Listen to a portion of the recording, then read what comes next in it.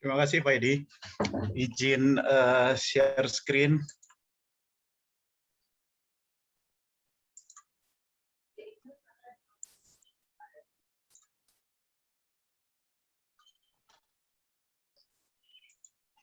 Sudah terlihat Pak Edi ya? Ya, sudah terlihat. Lihat screen saya? Lihat munculnya separuh, nggak tahu di tempat Baik. lain ya, barangkali ada. Selamat sore Ibu Bapak sekalian. Sore.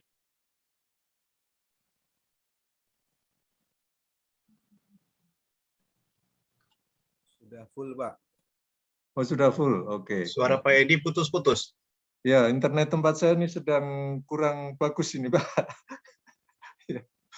Mungkin Ibu Bapak sekalian yang lain sudah terlihat layarnya? Sudah Pak Paul, Baik. sangat jelas dan suara juga cukup bagus Pak. Lagi masuk angin kayaknya, kena hujan.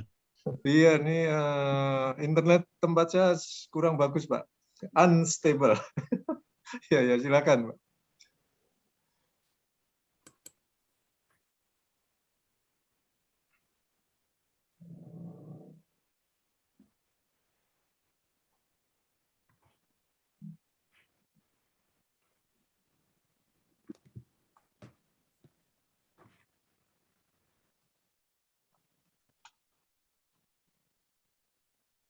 Gimana? Sudah terlihat layarnya?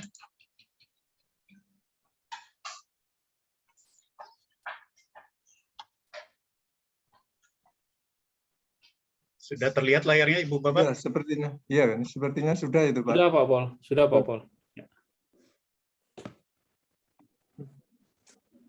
Sudah, Pak Paul.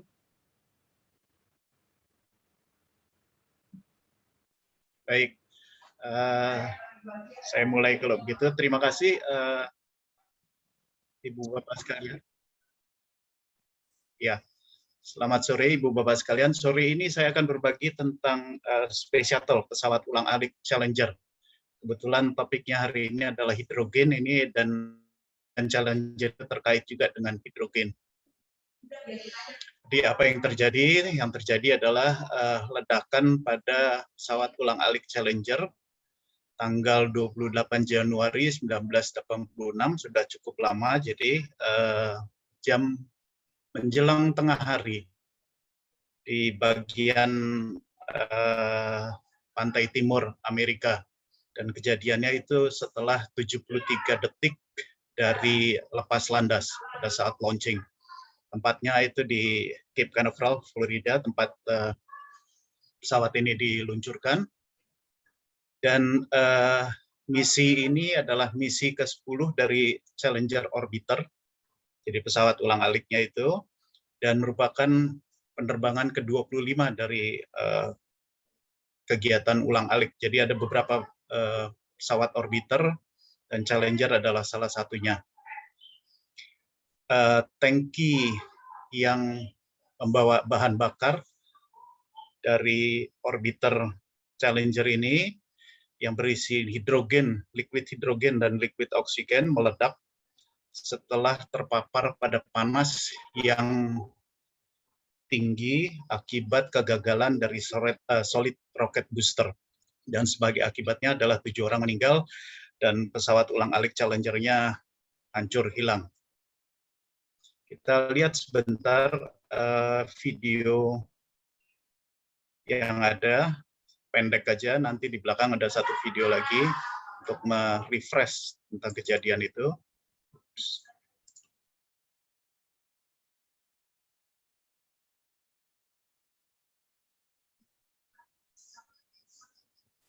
Lama ya.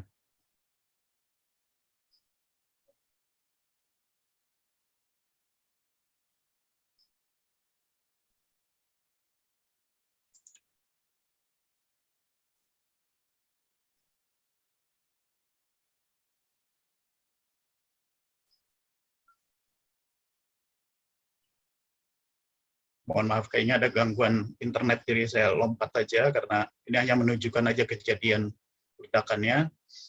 Jadi dari investigasi ditemukan dari awal itu memang sudah bermasalah. Ini gambar pada saat mulai solid rocket boosternya dihidupkan, dan ada gambar di sini dengan lingkaran kuning itu menunjukkan ada asap hitam yang keluar dari solid rocket booster. Solid rocket booster ini yang putih ini, tower yang putih ini, sementara external tank yang berisi hidrogen dan oksigen itu yang di tengah, yang besar, dan pesawat ulang-aliknya sendiri ada di sebelah kiri. Jadi dari kamera yang didapat itu dari awal pada saat peluncuran sudah ada indikasi kebocoran panas yang tinggi, dan kemudian juga mengenai eksternal tanknya, tangki liquid hidrogen dan oksigen tadi.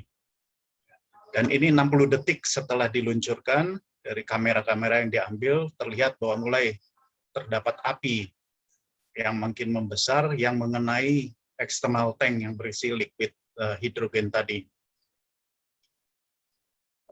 Ini lebih jelas lagi pada saat 72-73 detik itu mulai lepas, terlihat eksternal tank ini di sini sudah terbuka, jadi liquid hidrogen sudah keluar dan mulai membakar. Dan yang lebih parah lagi adalah waktu bocor ini menimbulkan ledakan yang mendorong tangki hidrogen ke atas dan mengenai tangki oksigen dan ikut pecah. Jadi hidrogen dan oksigen pada saat bersamaan keluar, jumlahnya sangat besar sekali, dan timbul ledakan yang besar sekali.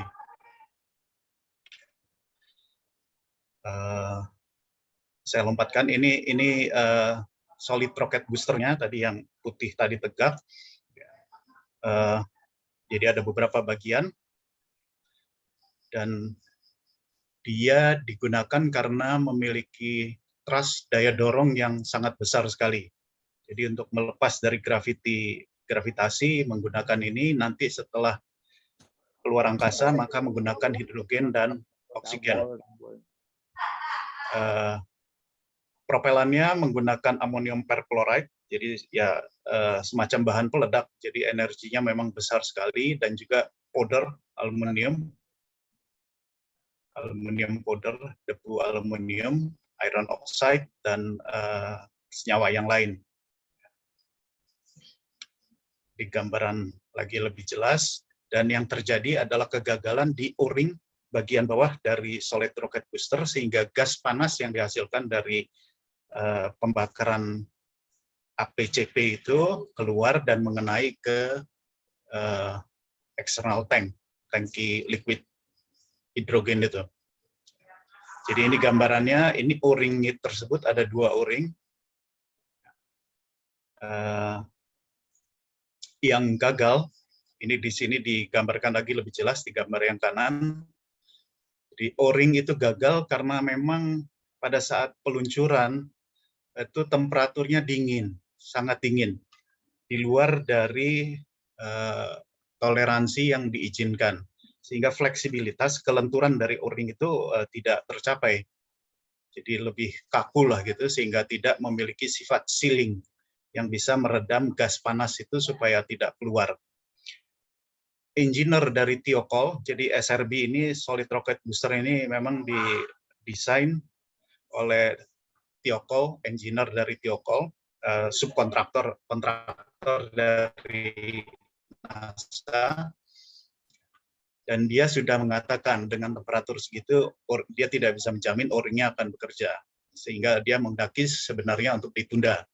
Tapi manajemen dari NASA tetap menginginkan untuk terus dilakukan, sehingga terjadi kegagalan di gas panas tersebut keluar dan mengenai tangki dari eksternal tank dari liquid hidrogen, dan tangki liquid hidrogennya meledak. Jadi ini gambaran dari eksternal tank itu, bagian bawah adalah liquid hidrogen, bagian atasnya adalah liquid oksigen. Ini kira-kira bentuk mesinnya. Liquid hidrogen, liquid oksigen dicampur, dibakar, yang digunakan untuk main engine untuk mengerahkan pesawat ulang-alik tersebut. Nah, keistimewaan dari hidrogen, kenapa dia banyak dipakai adalah karena rentang keterbakarannya, flammable range itu sangat lebar, sehingga cukup stabil, bisa terbakar pada berbagai konsentrasi oksigen dan hidrogen. Kalau dilihat di sini dia mulai dari 5 sampai kira-kira 75. Salah satu bahan bakar yang kalau di industri malah yang berbahaya, walaupun sebenarnya lebih mudah dibandingkan dengan seperti etilen, propan, LPG niklopropan yang rentang bisa terbakarnya itu sangat sempit. Dan ignition energy yang bisa menyebabkan dia terbakar itu sangat rendah. Di sini ditampilkan 0,011 milijoule.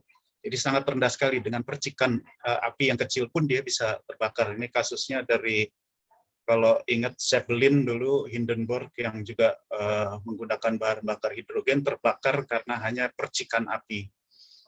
Selain itu juga heating value, panas yang dihasilkan dari pembakaran hidrogen itu sangat tinggi sekali.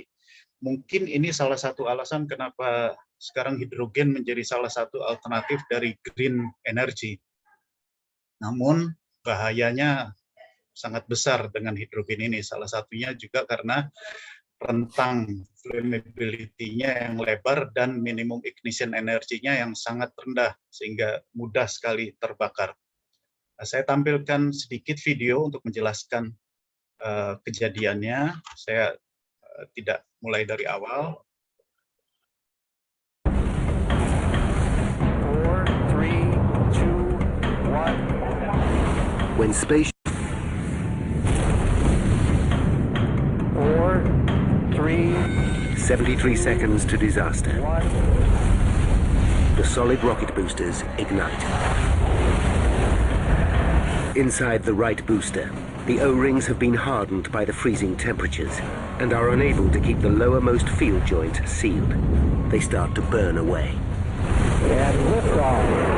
Liftoff. As super hot gases escape, small pieces of aluminium slag from the rocket fuel build up and block the hole, preventing a catastrophe on the launch pad. 15 seconds to disaster as Challenger enters a fast-moving yet very narrow jet stream. It is shaken violently. The aluminium slag is dislodged. Almost immediately, a flame appears on the right solid rocket booster.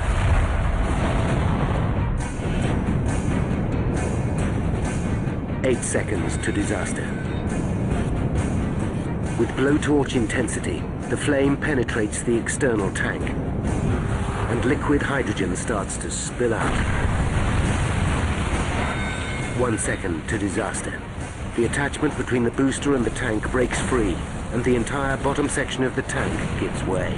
The Inferno thrusts the hydrogen compartment upwards into the oxygen-filled container, just as the nose of the booster crashes into the top of the external tank. Nearly 2 million liters of fuel combust instantaneously. The shuttle breaks apart. Baik, itu jadi ceritanya tentang Challenger dan kaitannya dengan hidrogen. Itu saja dari saya, Pak Edi. Mohon maaf videonya nggak begitu lancar karena internet juga nggak bagus mungkin tempat saya. Terima kasih. Baik, terima kasih Pak Paul Wijaya atas penyampaian safety moment. Langsung saja kita lanjutkan dengan acara pokok kita yang akan dipaparkan oleh Pak Ruri Agung Wahyono. Kami persilakan Pak, terima kasih. Ya, terima kasih Pak Edi, juga terima kasih Pak Paul atas penjelasan pada safety moment-nya. Saya mohon izin untuk off kamera juga untuk menghindari ketidakstabilan internet connection di tempat saya saat ini, saat presentasi ini. Saya share dulu. Oh, ini saya masih belum bisa share ini. Masih disable Pak untuk screen sharing-nya.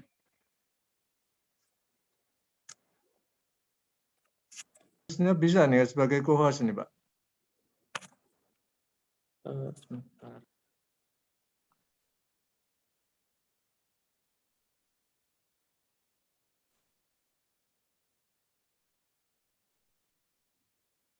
Mohon akun saya yang satunya lagi Pak di Oh, oke. Sebentar, ini harus cari lagi. Sama ya namanya? sama Pak. Nggih. Oh,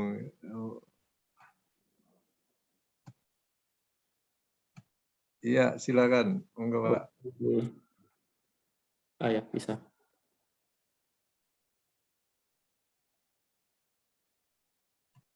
Apakah sudah terlihat? Sudah. Oke, baik.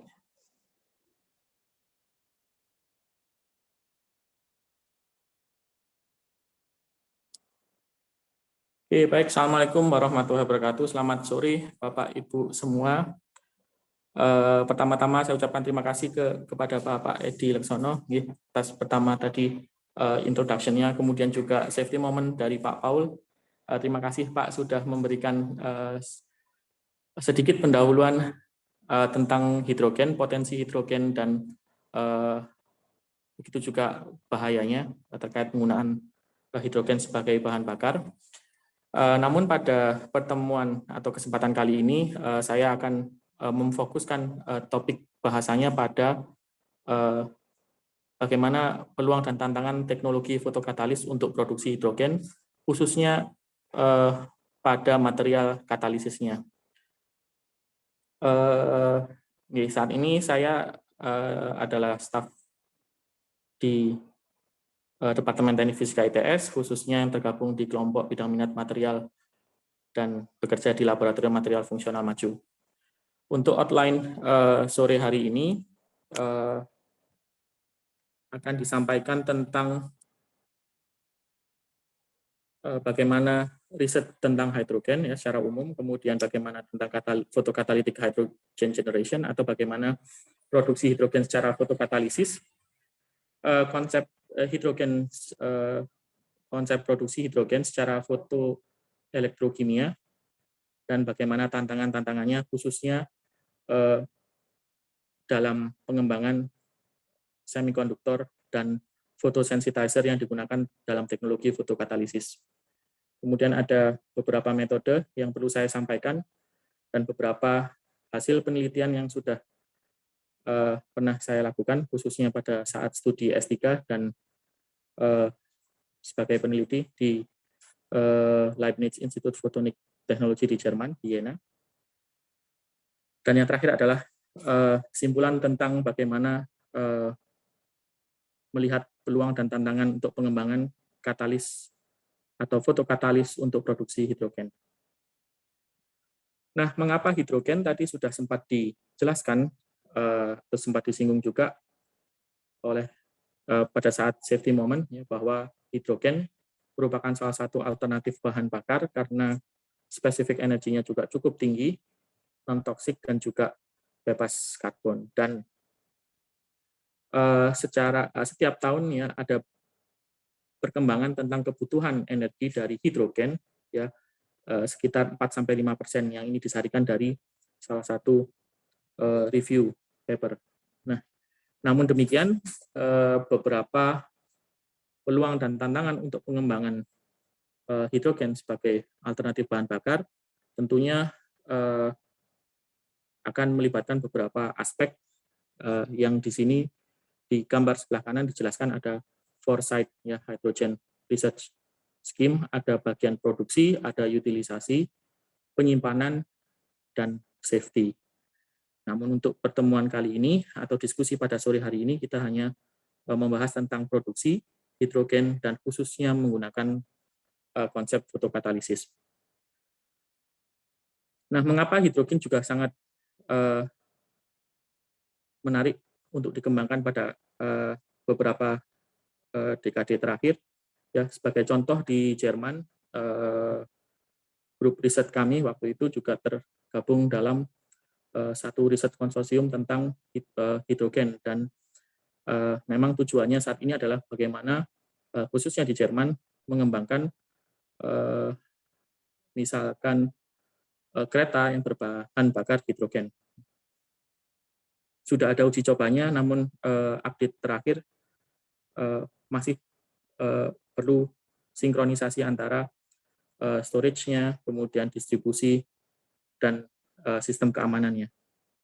Juga ada beberapa riset konsorsium di US, misalkan dari US Department of Energy, tentang penggunaan atau pengembangan hidrogen sebagai material, sebagai bahan bakar masa depan. Nah, dari berbagai macam cara untuk memproduksi hidrogen, tentu yang sering kita dengar adalah elektrolisis. Ada juga beberapa dari proses-proses termolisis termasuk gasifikasi.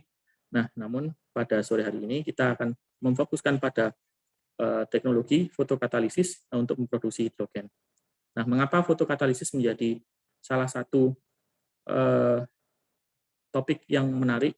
Ya karena kita bisa tahu sendiri bahwa sumber hidrogen ada sangat banyak ya di alam, ataupun proses-proses di industri yang menghasilkan limbah cair, maka akan ada banyak sumber proton di situ yang dapat direduksi untuk menjadi hidrogen. Nah, apabila kita tilik begitu tentang fotokatalisis dan juga produksi hidrogen dari proses fotokatalisis dalam 2 dekade terakhir, bisa dilihat, ini sumbernya dari Google Scholar, saya ekstrak datanya begitu, bahwa pengembangan tentang fotokatalisis ataupun photocatalytic hydrogen generation itu meningkat cukup signifikan, bisa dilihat di sini secara eksponensial. Mengapa? Karena tentu proses fotokatalisis ini dapat juga memanfaatkan solar energy. Jadi solar energy conversion, teknologi konversi energi surya tidak hanya terbatas pada misalkan solar thermal atau solar PV, namun juga dapat dimanfaatkan untuk produksi hidrogen secara langsung, ya, tanpa melalui proses misalkan elektrolisis menggunakan PV dan lain sebagainya. Dan hal ini didukung oleh potensi energi surya, ya apabila diintegralkan secara tahunan itu bisa mencapai 1,2 kali 10⁵ terawatt. Ini cukup sangat besar. Namun bagaimana mengkonversi energi potensial yang sebesar ini menjadi energi yang bermanfaat? Nah, itu adalah tantangan pengembangan teknologinya. Nah, secara konsep fotokatalisis untuk produksi hidrogen dapat dijelaskan pada skema berikut, ya. Jadi ada sumber-sumber hidrogen di sini, ada protonnya, ya. Kemudian ada katalis atau fotokatalis, dan proses yang terjadi untuk memproduksi hidrogen adalah yang pertama adanya fotoeksitasi, di mana foton, ya, dari radiasi energi surya akan mengeksitasi elektron dari pita valensi ke pita konduksi dari fotokatalis. Kemudian muatan terpisah ini akan berdifusi ke permukaan untuk misalkan elektron mereduksi air, ya, atau khususnya proton menjadi hidrogen, dan yang lainnya holes digunakan untuk mengoksidasi air sehingga diperoleh oksigen. Dan proses ini adalah proses redox atau reaksi redox, di mana biasanya dijumpai dalam proses water splitting atau pemecahan air. Nah, namun demikian, umumnya dalam teknologi fotokatalisis juga dibutuhkan membran untuk memisahkan hidrogen dan oksigen. Nah, dalam prosesnya juga terdapat satu mekanisme reaksi, yaitu rekombinasi antara elektron atau photo-excited elektron dan hole yang dihasilkan dari proses pemisahan muatan, dan dalam perjalanan difusinya ke permukaan memungkinkan terjadi proses rekombinasi. Dengan demikian, elektron dan hole menjadi tidak efektif untuk reaksi redox, dan hal inilah yang akan menyebabkan proses fotokatalitik menjadi terbatas untuk produksi hidrogen. Nah, ini adalah satu reaksi untuk memecah air dalam proses produksi hidrogen. Namun dalam pembentukan device-nya untuk menghasilkan hidrogen, ya ada beberapa cara, misalkan yang pertama dengan menggunakan sistem yang homogen, sistem katalis yang homogen, di mana terdapat satu photosensitizer sebagai light antenna, dan ada katalis yang digunakan untuk mereduksi air. Jadi di sini terdapat sacrificial donor. Kemudian ketika photosensitizer tereksitasi oleh foton, ya, maka elektron akan ditransfer ke katalis dan digunakan untuk mereduksi hidrogen, untuk mereduksi air dan menghasilkan hidrogen. Dan pada sisi yang lain ada donor di sini yang digunakan untuk menangkap elektron dan menjadi donor radikal plus ion hidrogen atau proton di sini. Atau juga ada sistem heterogen di mana terdapat campuran dua katalis atau semikonduktor, katakanlah. Kemudian ketika terjadi iradiasi dan terjadi fotoeksitasi, maka akan terjadi fotoakumulasi elektron dan photoaccumulated holes. Dan di sini proses menjadi cukup kompleks, namun prosesnya sebetulnya sama. Elektron akan berdifusi ke permukaan dan digunakan untuk memproduksi hidrogen, dan holes akan bermigrasi ke permukaan juga untuk mengoksidasi air. Atau dua sistem ini dapat juga dikombinasikan menjadi sistem hybrid.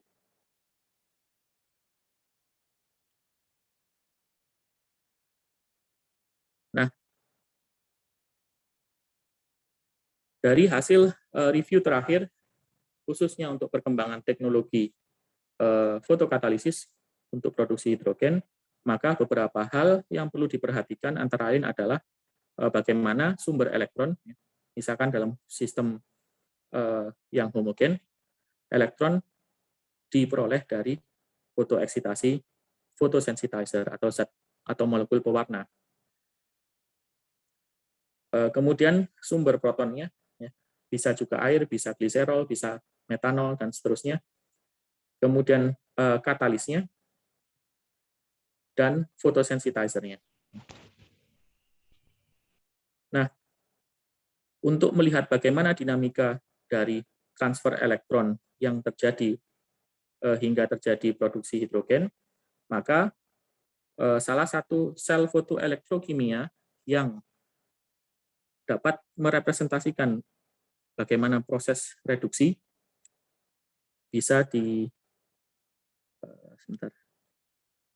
diilustrasikan dalam sebuah sistem yang disebut sel fotoelektrokimia dengan menggunakan dye-sensitized fotokatoda atau fotokatode. Jadi secara prinsip supaya siklusnya menjadi tertutup begitu, di sini ada fotokatoda, yaitu elektroda, misalkan di sini adalah nikel oxide yang disensitisasi dengan pewarna sebagai photosensitizer. Kalau tadi di sistem homogen dinyatakan dengan simbol P. Kemudian ada redox mediator, ya, dan ada counter elektrod. Nah, bagaimana prosesnya sehingga dapat dilakukan satu siklus fotoelektrokimia? Maka yang pertama terjadi adalah fotoeksitasi, ya, sama halnya seperti tadi dijelaskan pada mekanisme fotokatalisis, sehingga molekul pewarna menjadi tereksitasi. Kemudian yang kedua adalah terjadi pemisahan muatan melalui proses injeksi hole, dalam hal ini adalah hole, yaitu hole akan terinjeksi ke pita valensi dari semikonduktor, sehingga photosensitizer akan menjadi bermuatan negatif atau meninggalkan anion radikal di sini. Yang kemudian akan terjadi regenerasi molekul pewarna atau dye atau photosensitizer. Dalam ilustrasi ini dimodelkan dengan pasangan redox, imine atau iodine dan triiodida. Jadi molekul pewarna yang tereduksi bereaksi dengan triiodida sehingga kembali menjadi molekul pewarna yang netral ditambah dengan dua molekul iodine. Dan selanjutnya molekul iodine akan berdifusi ke counter elektrod atau elektroda pembanding atau elektroda lawan, dan teroksidasi menjadi triiodida ya, dan melepaskan elektron sehingga muncul aliran elektron eksternal.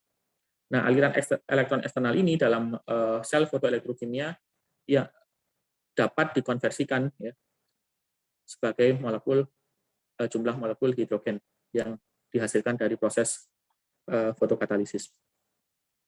Namun demikian,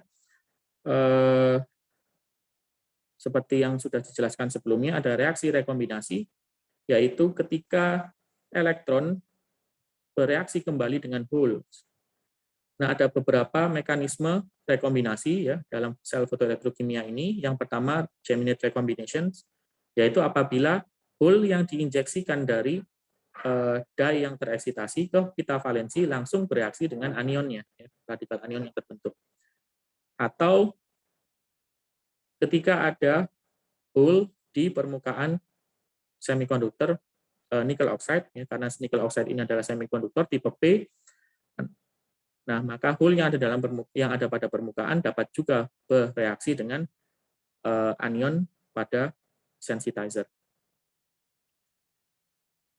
Atau hole pada permukaan atau hole yang sudah diinjeksikan ke pita valensinya nikel oxide dapat bereaksi dengan molekul iodine sehingga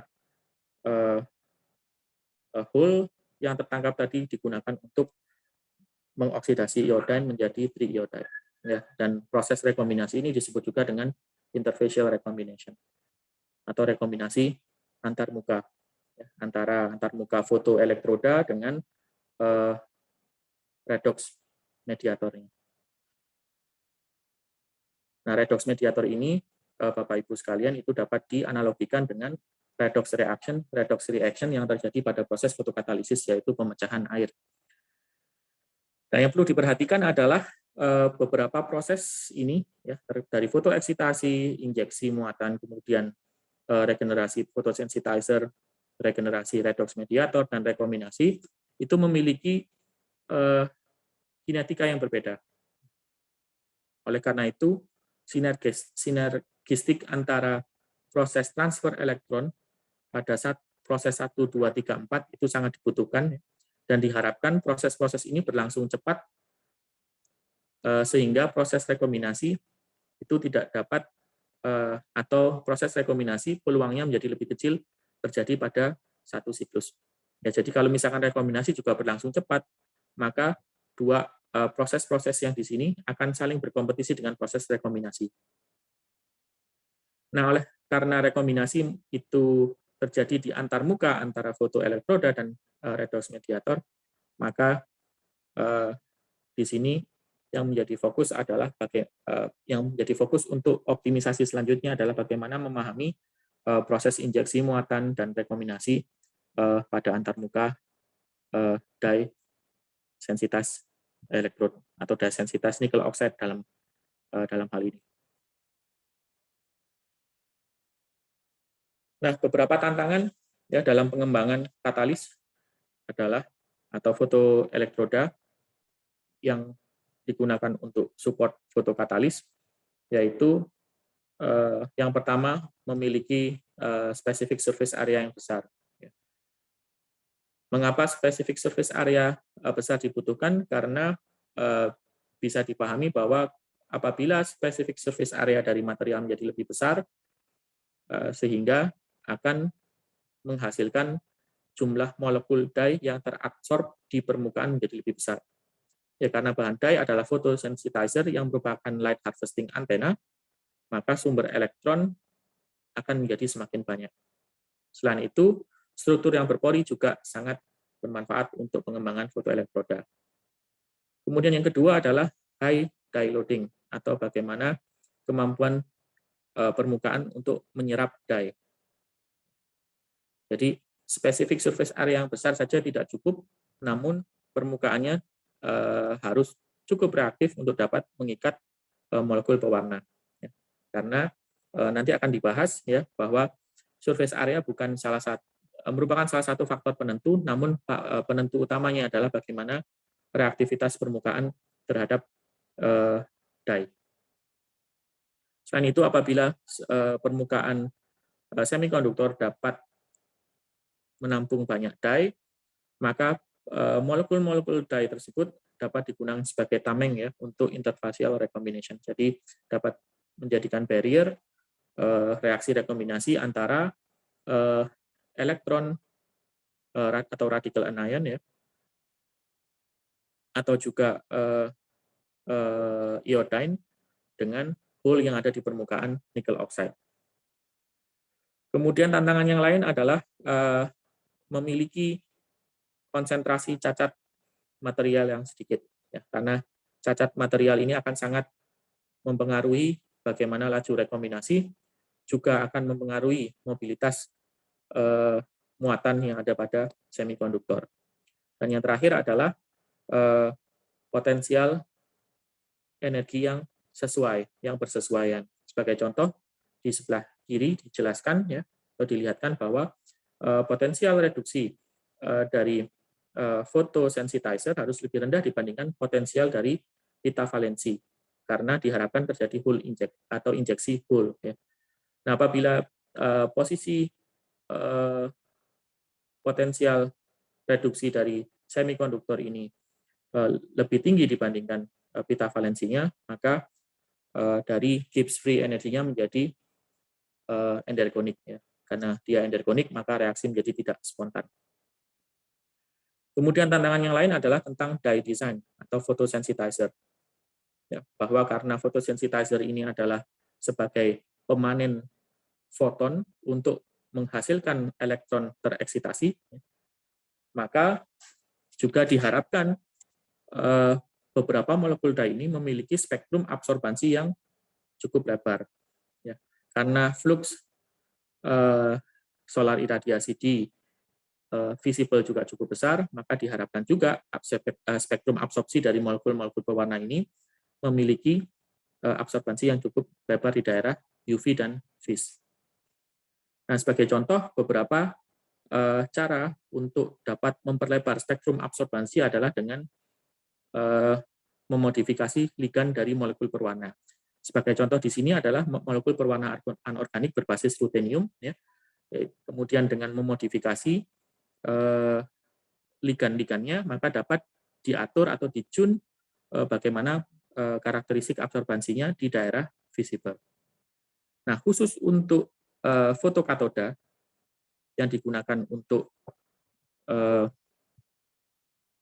mereduksi air menjadi hidrogen, maka desain pewarnanya menjadi berbeda. Apabila kita kembali meninjau ke sini ya, di bahan molekul pewarna untuk foto anoda, di sini ada contohnya untuk foto anoda, maka gugus-gugus karboksilat ini digunakan untuk menjerap ke permukaan. Dan pada saat kondisi fotoeksitasi, maka elektron akan berkumpul di ligan yang dekat dengan permukaan, sehingga mempermudah proses injeksi elektron dari ligan ini ya ke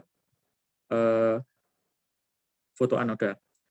Nah, namun untuk untuk fotokatoda adalah sebaliknya ya. Jadi ketika proses fotoeksitasi, maka diharapkan elektron tidak berkumpul di daerah dekat permukaan, namun di ligan yang jauh dari permukaan. Mengapa? Karena yang diharapkan adalah injeksi hole. Jadi ketika elektron itu jauh dari permukaan, maka hole dapat dengan bebas bertransfer ya ke fotokatoda. Ya. Bisa lewat proses tunneling atau hopping atau yang lain. Nah, oleh karena itu, beberapa penelitian mendesain ya molekul pewarna ya dengan beberapa spacer seperti itu, ligannya diperpanjang sehingga jarak antara permukaan dengan sumber elektron atau radikal anion menjadi lebih jauh. Dengan demikian, meskipun hole-nya menjadi jauh dari permukaan, namun dia terbebas dari elektron cloud yang ada di dekat permukaan. Namun demikian juga memperkecil kemungkinan terjadinya rekombinasi antara radikal anion, ya, anion radikal dengan hole yang ada di permukaan. Nah, sebagai ilustrasi di sini adalah konsep bagaimana mendesain bahan dye untuk dye sensitized photocatode dengan katoda nikel oxide ya.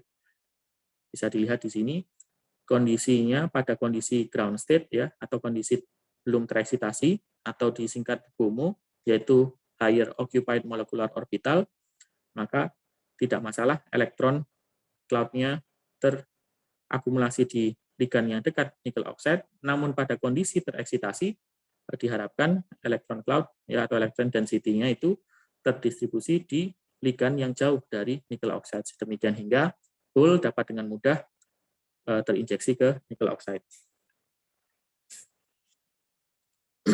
Nah, pada diskusi hari ini, semoga waktunya cukup ya, akan membahas tentang bagaimana pengaruh material ya, terhadap proses fotokatalisis atau proses konversi energi suryanya, dan yang kedua adalah bagaimana modifikasi ligan atau juga atau dengan menambahkan eksternal stimuli, dalam hal ini adalah medan listrik ya, dapat memperbaiki proses dinamik di dalam satu siklus sel fotoelektrokimia. Nah, yang telah kami lakukan pada saat itu adalah mensintesis beberapa struktur nikel oxide ya, dan memvariasikan struktur atau morfologi secara mikroskopis dan anunya, kemudian melakukan beberapa teknik karakterisasi seperti SEM, DM, X-ray diffraction ya, dan seterusnya.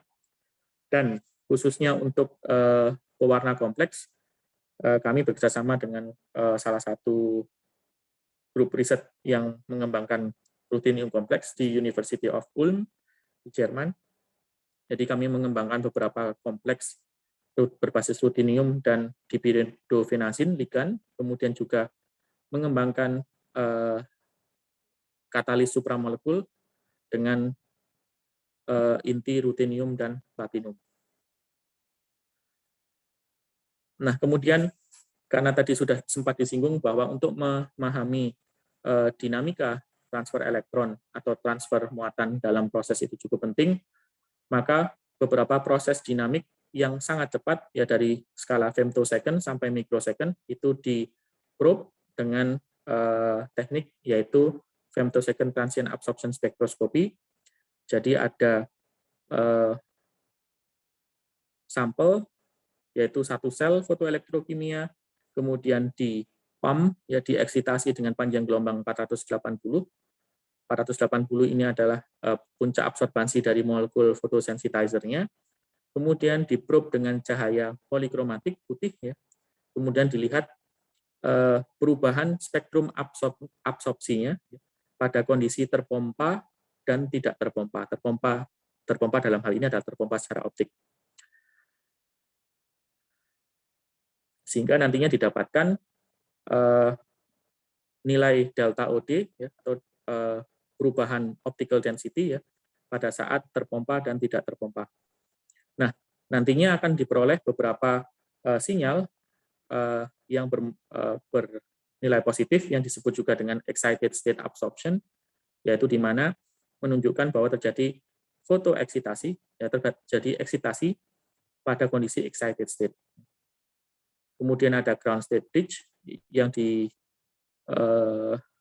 diindikasikan dengan spektrum bernilai negatif, dan juga ada stimulated emission yang juga bernilai negatif, namun posisinya akan overlap dengan spektrum emisi dari molekul berwarna. Dan yang terakhir yaitu bagaimana untuk memprobe atau mengevaluasi proses-proses dalam sel fotoelektrokimia yang terjadi pada skala yang lambat, yaitu millisecond atau second. Maka digunakan teknik electrochemical impedance spectroscopy. Jadi di dalam sel kita apply electric field, dan kemudian ada voltase diaplikasikan pada sel dan diberikan modulasi ya, tegangan AC sekitar 10 mV, dan kemudian dilihat respon arusnya, termasuk phase shift dan lain sebagainya, sehingga diperoleh karakteristik impedans dari sel fotoelektrokimia. Nah, karakteristik impedan ini dinyatakan dalam bentuk Nyquist plot seperti ini.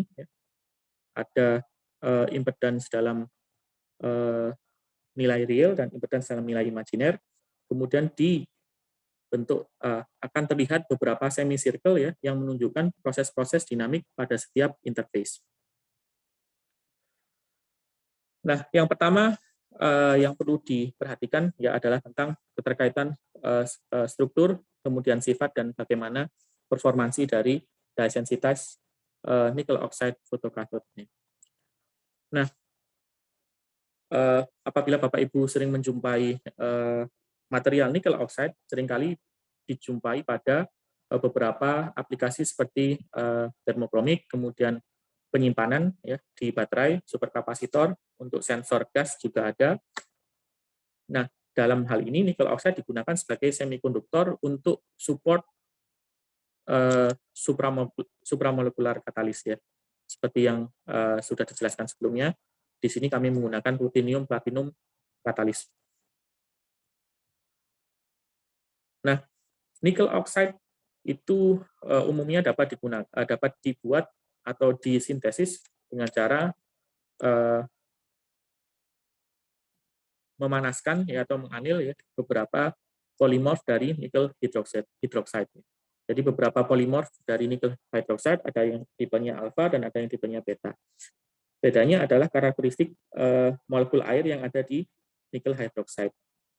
Jadi beta nickel hydroxide itu memiliki molekul air di permukaan saja, namun alfa nickel hydroxide memiliki molekul air yang juga terjerap dalam spacing antar dalam spacing susunan atom-atom nickel hydroxide-nya. Nah, dalam penelitian yang telah kami lakukan, ya, dari beberapa jenis nickel oxide, apakah semuanya dapat digunakan untuk fotokatoda? Maka dari itu kami mensintesis beberapa jenis nickel oxide, ya, khususnya nickel oxide dengan struktur nanostar, kemudian nickel oxide dengan struktur nanopartikel, dan nanoflakes dari beberapa sumber nikel yang berbeda. Nah, untuk menguji kami menggunakan satu sel set fotoelektrokimia dengan redox mediatornya adalah cobalt kompleks dan pewarna organik. Ya, pewarna organik ini adalah pewarna organik yang sangat efisien digunakan sebagai sel sebagai sensitizer untuk sel fotoelektrokimia, dan hasilnya adalah kita memperoleh rapat arus katodik yang berbeda. Untuk nickel oxide nanostar, ya, supaya ingat nanostar ada yang bentuknya seperti ini, ya. Kemudian nanopartikel adalah yang bentuk agregat bola, kemudian nanoflakes adalah yang seperti lembaran-lembaran daun. Nah, hasilnya dapat kita lihat di sini adalah yang nanostar itu sangat signifikan lebih besar ya dibandingkan nanopartikel ataupun nanoflakes. Nah, mengapa demikian? Apakah nickel oxide nanostar itu punya surface area yang lebih besar atau seperti apa? Maka dari itu kami coba mengulas ya karakteristik dari masing-masing nickel oxide. Ini saya percepat saja. Kami menguji ya untuk nanostar seperti apa. Untuk nanostar kita dapatkan bahwa dari proses monitoring pertumbuhan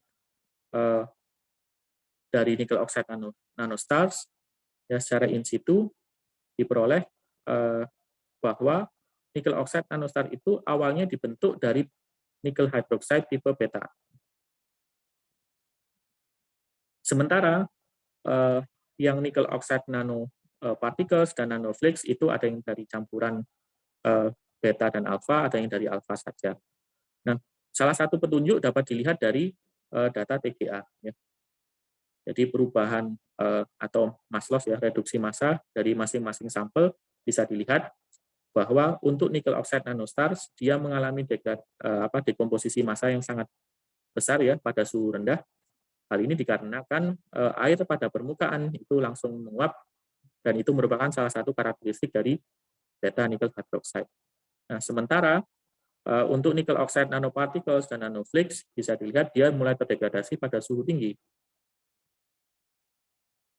Dan hal ini merupakan salah satu indikator bahwa nanoparticles dan nanoflakes itu memungkinkan terdapat molekul air yang terjebak dalam struktur kristalnya. Nah, bukti yang lain kami temukan dari spektrum difraksi X-ray-nya. Dari spektrum difraksi X-ray kami lakukan analisis secara Fourier dan dilakukan pemetaan secara 2 dimensi. Saya skip bagaimana teknisnya ya, karena waktunya cukup terbatas, sehingga diperoleh bagaimana distribusi elektron ya, dalam struktur kristal nikel oxide. Nah, sebagai contoh, di sini Anda bisa lihat contoh nikel oxide nanostar dan nickel oxide nanoparticles atau nanoflakes ketika dilakukan analisis Fourier. Jadi nickel oxide nanoflakes yang disintesis dari nikel sulfat ya, bisa dilihat bahwa terdapat ion yang terinkorporasi atau terjebak di dalam unit selnya. Nah, sementara nickel oxide nanostar bisa dilihat bahwa justru distribusi muatan yang positif ada di atom N dan nikel dan oksigennya. Nah, sementara untuk nickel oxide nanoparticles itu merupakan karakteristik campuran dari nickel oxide nanoflakes dan nanoparticles. Nickel oxide nanoflakes dan nanostars. Nah, ternyata hal ini cukup berpengaruh ya terhadap kapasitas absorpsi dari bahan dye. Dari mana kita bisa melihat hal tersebut adalah dari karakteristik fisik dari materialnya. Jadi kita bisa lihat di sini ketika nanomaterial tersebut dikarakterisasi dengan BET ya untuk melihat surface areanya, nanostar memiliki surface area 45, nanopartikel memiliki surface area 21, dan nanoflakes memiliki surface area 121. Volume porinya juga tidak jauh berbeda, namun yang cukup mengejutkan adalah bahwa surface area itu tidak proporsional dengan dye loading-nya. Bisa Anda lihat di sini, kami menguji coba dengan berbagai macam dye, dan hasilnya adalah untuk nanostar memiliki dye loading yang sangat besar dibandingkan nanoflakes. Nah, seharusnya kalau menggunakan pikiran konvensional bahwa surface area akan sebanding dengan dye loading, maka akan terjadi keanehan karena nickel oxide nanoflakes di sini yang punya surface area paling besar memiliki dye loading yang paling kecil. Nah, hal ini ternyata kami simpulkan bahwa bukan surface area yang pertama kali menentukan, tapi bagaimana distribusi elektronik muatan secara elektronik ya dalam struktur kristal nickel oxide yang menentukan reaktivitas permukaan. Nah, jadi positif charge yang ada di atom nikel itu cocok untuk sensitisasinya karena misalkan fosfonik di sini, kemudian ada piridin di sini, ada karboksilik asid di sini, ada bermuatan negatif sehingga akan membentuk ikatan kovalen yang kuat. Dan hal ini juga tercermin dari hasil karakterisasi dengan impedans spektroskopi. Jadi bisa kita lihat ya, hambatan rekombinasinya adalah yang paling besar didapatkan untuk nanostar. Ya. Kemudian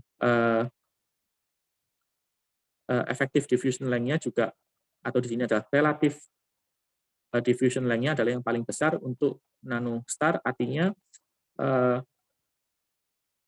muatan pembawa atau elektron atau hole yang dibawa dalam foto katoda nanostar bisa melangkah lebih jauh dibandingkan hole pada nanoparticles ataupun nanoflakes. Dan di sini lifetime dari hole di valence band juga yang lebih lama dibandingkan nanoparticles atau nanoflakes. Artinya ketika lifetime-nya lebih lama di kita valensi, artinya dia memiliki probabilitas rekombinasi yang lebih rendah. Nah, ini sudah dirangkum di bawah dan uji yang lain, kami mencoba mengujinya untuk satu sel nikel oxide fotokatod dalam skema sel surya. Ya, jadi kita uji karakteristik arus dan tegangannya, dan konsisten, ya, cukup konsisten dengan hasil uji fotoelektrokimia yang lain bahwa nikel oxide nanostar memiliki efisiensi yang lebih besar dibandingkan nanoflakes ataupun nanoparticles. Jadi dari hasil ini dapat disimpulkan bahwa yang paling utama adalah reaktivitas permukaan terhadap photosensitizer, dan yang kedua adalah surface area.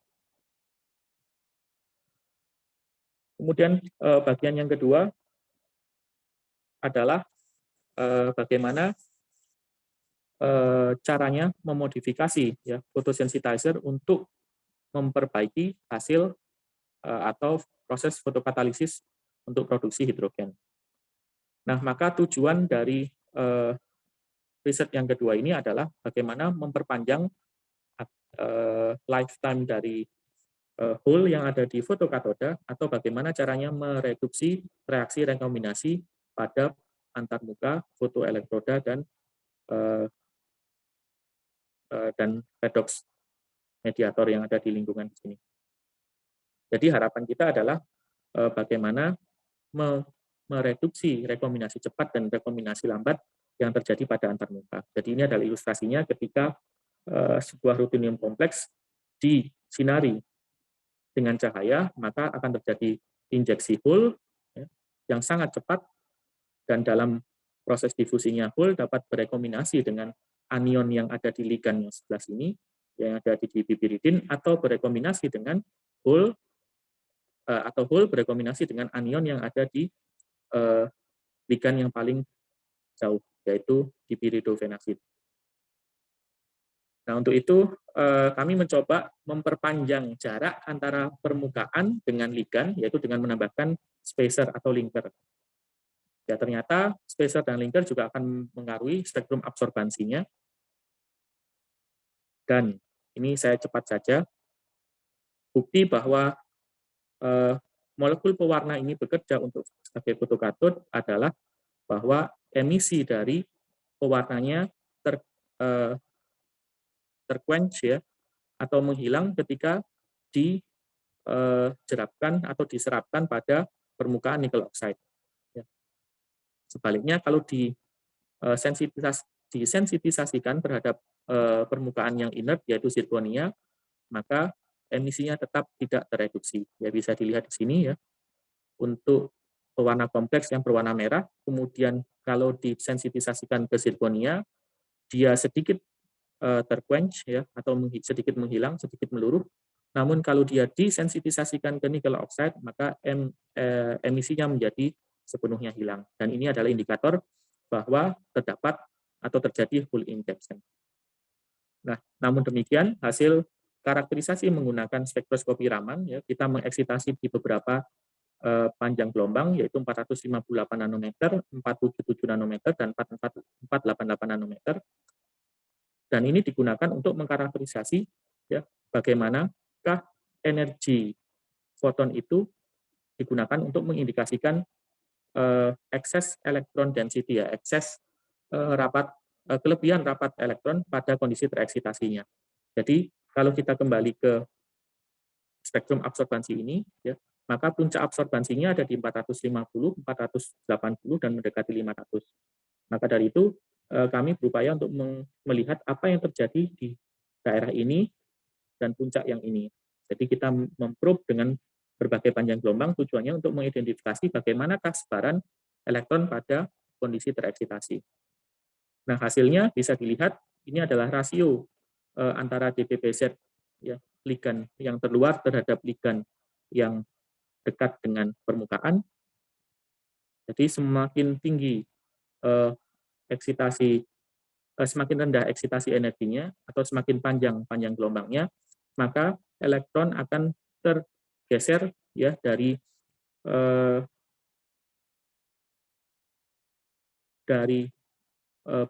piperidin ke DPPZ. Sementara untuk yang rutinium dengan tambahan ligan ini, ya, piridin dan triazole, ya, yang lebih panjang ini adalah L1 dan L2, maka semakin besar panjang gelombangnya, maka dia akan semakin bergeser ke sebaliknya, ke piridin. Maka dari itu bisa kita ilustrasikan bahwa pada kondisi tereksitasi, ya, densitas elektron, ya, akan bergeser ke daerah ligan yang jauh dari permukaan, sementara untuk yang ada spacernya, ya, baik piridin maupun bipiridin, piridin ataupun piridin dan triazole, maka elektron density akan bergeser ke dekat permukaan. Nah, tentu secara konsep ini tidak ideal, ya, untuk semikonduktor tipe B, karena kita harap bahwa elektron akan menjauh dari permukaan sehingga hole akan menjadi mudah terinjeksi. Dan ini diindikasikan dari transient absorption measurement. Kita bisa lihat di sini ada spektrum delta OD, ya, dari 0,5 picosecond sampai ke hampir 2 nanosecond. Dan kita bisa mengidentifikasi ini adalah peak apa. Ini adalah peak apa dari bantuan spektroelektrochemistry. Jadi peak ini mengindikasikan radikal anion pada ligan DPPZ atau ligan yang paling luar tadi.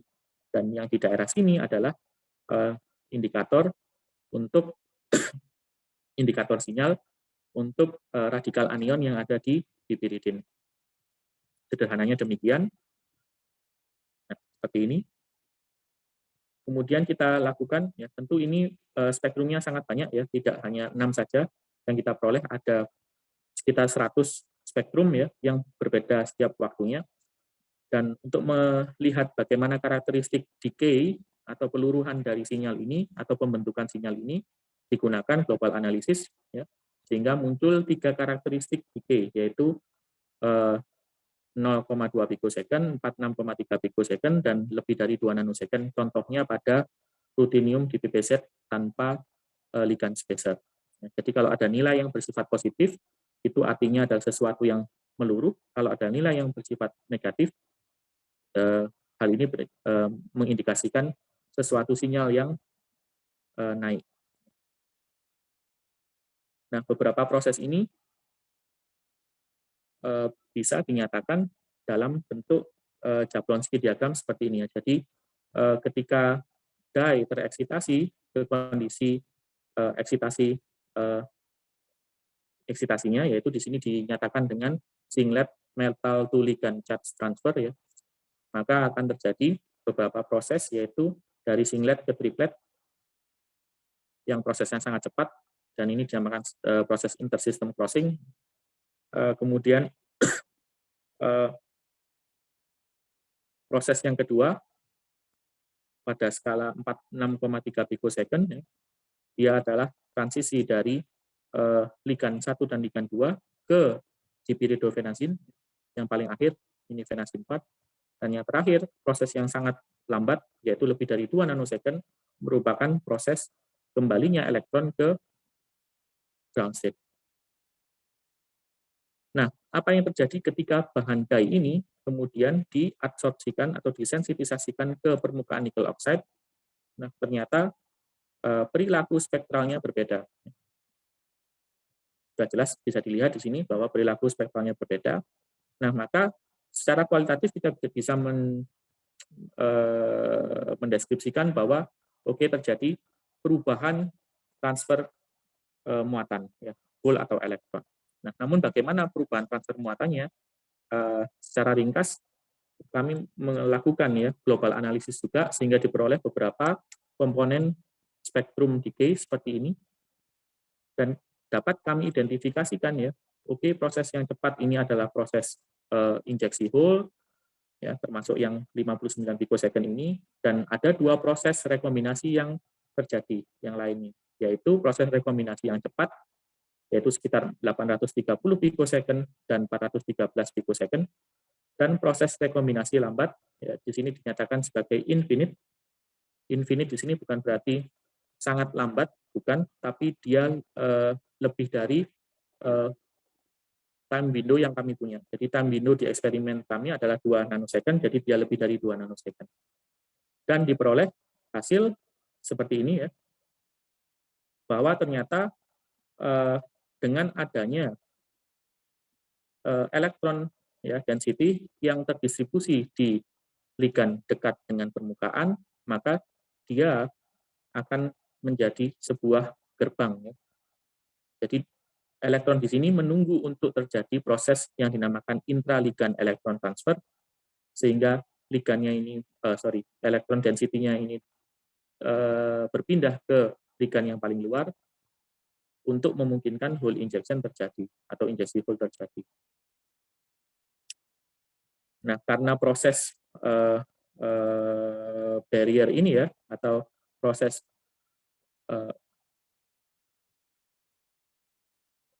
adanya elektron density di daerah ligan yang ini, maka dari itu proses injeksi hole-nya menjadi semakin lambat, khususnya untuk die yang memiliki ligan dengan tambahan spacer.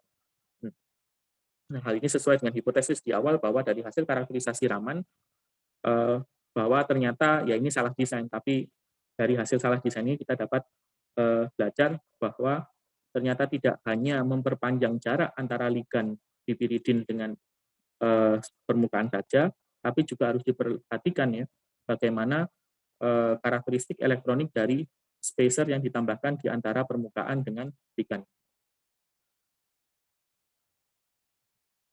Nah, jadi itu adalah yang kesimpulan untuk bagian yang kedua, dan bagian yang terakhir saya akan percepat saja. Jadi yang terakhir adalah yang telah kami lakukan, yaitu bagaimana memanipulasi kestabilan dari muatan terpisah pada supramolekular katalis, yaitu rutinium dan platinum pada permukaan nikel oxide. Nah, dengan cara apa? Dengan menggunakan stimulus eksternal berupa medan listrik. Jadi sederhananya di sini ada fotokatoda, yaitu nikel oxide, kemudian kami pasifasi dengan alumina, yang sebelumnya sudah disensitisasi dengan rutinium kompleks dengan katalis platinum. Kemudian ada ada electric field, ya, medan listrik yang diberikan dari baterai eksternal gitu, dan kemudian diamati bagaimana karakteristik perpindahan atau transfer elektron di dalam sel elektrokimia. Jadi kami menggunakan cara yang sama, ya, ada anion di ligan piperidin dan ada anion di piridofenasin. Ya. Di sini terpiridofenasin, tetrapiridofenasin. Ya, tetrapiridofenasin. Atau sederhananya ada di daerah piridin, ya, DPY, DP atau PHZ. Nah, kemudian dari sinyal ini kami menganalisis ya secara kuantitatif ya stabilitas muatan terpisah dengan melihat sinyal di daerah spektrum UV ini dan spektrum merah di 600. Apa yang terjadi ketika kita menggunakan tegangan eksternal yang dengan polarisasi negatif dan positif, yang terjadi adalah seperti ini ya. Untuk sinyal radikal anion ya dari piridofenasin ya, pada panjang gelombang 650, ternyata delta UD, yaitu perubahan spektrum absorbansinya, itu mengalami kenaikan ya dari bias negatif ke bias positif. Nah, kenaikan delta UD ini merupakan indikasi destabilisasi ya. Sementara apabila semakin turun, maka dia merupakan indikasi stabilisasi. Mengapa demikian? Artinya mudahnya seperti ini. Apabila sinyal TPPHZ radikal anion ini ya, tidak mudah meluruh, maka radikal anion ini bersifat stabil. Namun demikian, apabila dia mudah meluruh menjadi 0, maka dia tidak stabil. Dengan demikian, jika delta OD-nya semakin kecil, maka dia dianggap sebagai muatan terpisah yang stabil. Kalau delta OD-nya besar, maka dia tidak stabil. Untuk TPPHZ berlaku demikian, ya. Ini sesuai ekspektasi ya. Jadi kalau kita gunakan muatan negatif, ya, maka Sederhananya, hole-hole yang ada di permukaan akan terekstrak keluar. Dengan demikian, radikal anion di sini, di pipiridin atau TPPHZ akan kurang probabilitasnya untuk rekombinasi. Maka dari itu, dengan applied bias negatif, maka dia akan terjadi stabilisasi. Ya. Namun pada saat kita membandingkan sinyal pada panjang gelombang 380 yang merupakan indikator pipiridin, yang terjadi adalah sebaliknya. Dari 1,5 volt ke 0 turun, oke, ya ini sebagaimana kita harapkan, namun pada saat biasnya menjadi semakin negatif, dia kembali naik. Ya. Dan ini cukup aneh. Kenapa? Karena pada saat biasnya positif, ya, maka akan terjadi destabilisasi. Ya. Karena kalau diberi bias positif, maka akan ada penumpukan hole pada permukaan nikel oxide. Jadi kalau hole-nya semakin menumpuk di permukaan, ya, maka probabilitas untuk rekombinasinya menjadi semakin besar. Nah, sementara kalau muatan diberi bias negatif, ya, maka hole akan terekstrak, ya, dari permukaan sehingga hole pada permukaan berkurang dan reaksi rekombinasi menjadi terbatas. Dan hal ini diamati untuk TPPHZ, ya, tapi berlawanan untuk BP. Nah, hasil karakterisasi lain, ya, kita melihat secara detail pada kinetikanya apa yang terjadi di sini untuk radikal anion PPY, ya, atau pipiridin. Kita lihat bandingkan untuk bias minus 0,6 volt, 0 volt, dan 0,6 volt. Pada bias 0 volt, ya, terjadi bahwa dua sinyal antara BP dan TPPHZ, ya, TPPHZ itu sama-sama turun. Nah, pada plus 0,6 volt juga sama-sama turunnya. Namun apa yang terjadi pada minus 0,6 volt, ternyata BP turun terus, ya. TPPHZ turun, ya, sampai di waktu sekitar sekian puluh pikosecond, kemudian dia naik lagi. Maka di sini kami mengasumsikan, ya, atau berpandangan bahwa berarti ternyata BP di sini itu tidak semakin terdestabilisasi, tapi radikal anion yang ada di ligan pipiridin itu ternyata ditransferkan ke ligan TPPHZ.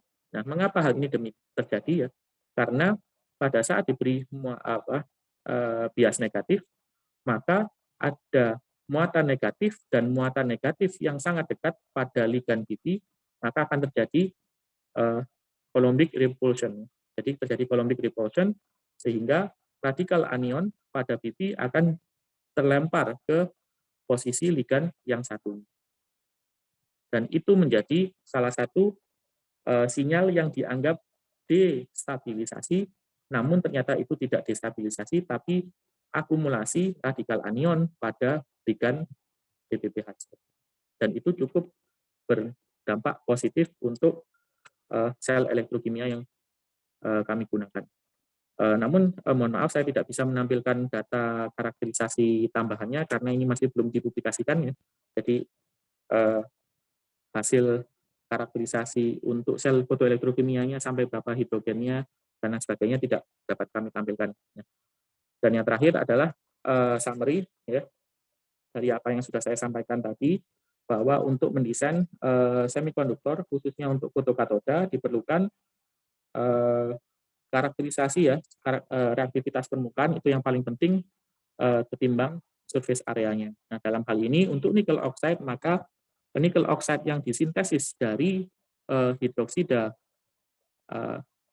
nikel, ya, dengan polimorf beta itu yang paling unggul dibandingkan lewat alpha nikel hydroxide.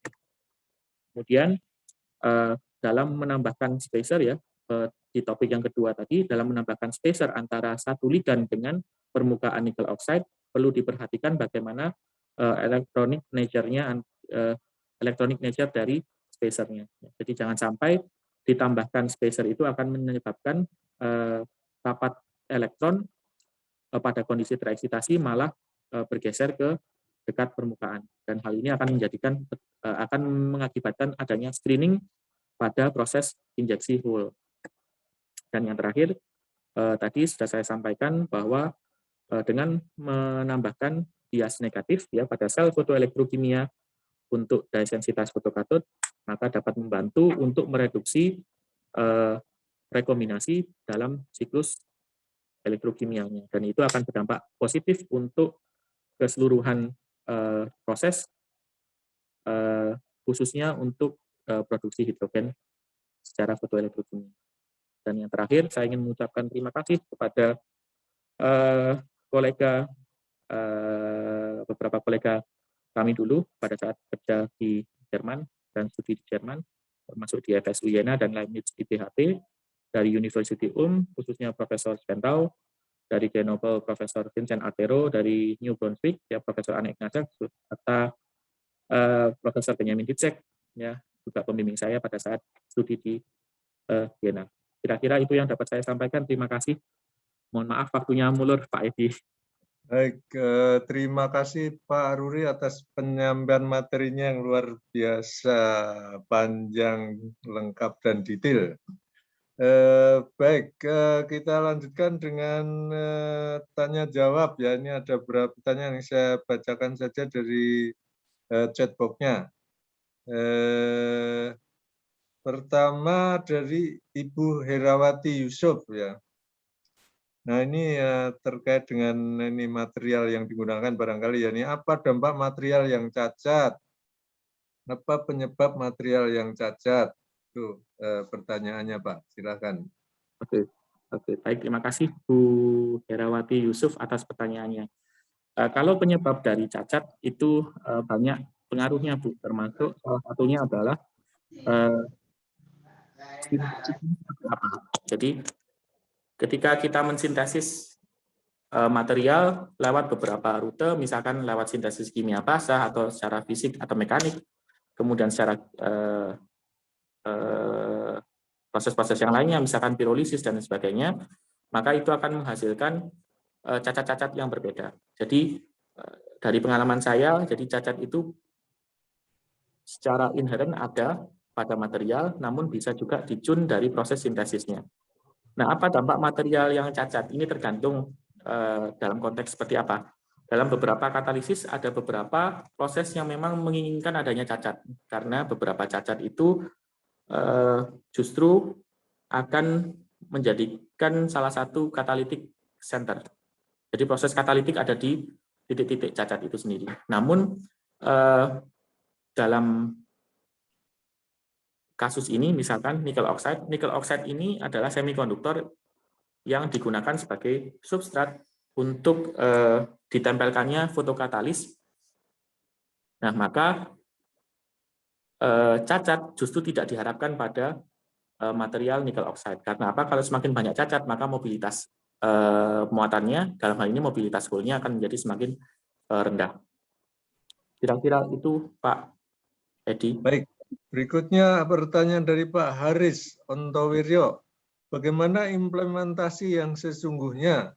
Peralatannya apa? Dari sejak eksitasi pakai cahaya, photoexcitation, menghasilkan elektron dan hole. Kemudian terutama proses hole mengubah H2O menjadi O2 dan proton H+. Oke, kalau ini. Terima kasih atas pertanyaan dari Pak Haris. Pak Haris. Saya kembali ke slide.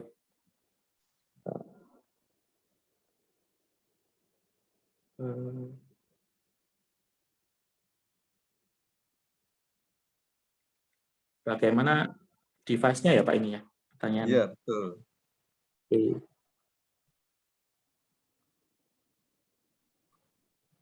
Device-nya kalau misalkan kita ingin menggunakan satu sel penuh, maka biasanya pakai menggunakan Z-scheme, Pak. Jadi ada 2 tank atau vessel begitu. Ini bisa annotate ya? Oh, ini bisa.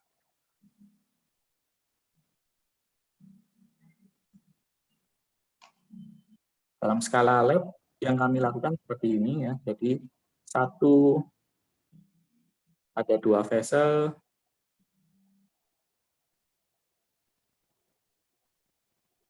Kalau satu full reduksi dan oksidasi air, Jadi satu kompartemen di sini digunakan untuk reaksi reduksi air, misalkan dari H2O, ya, atau khususnya H+ menjadi hidrogen.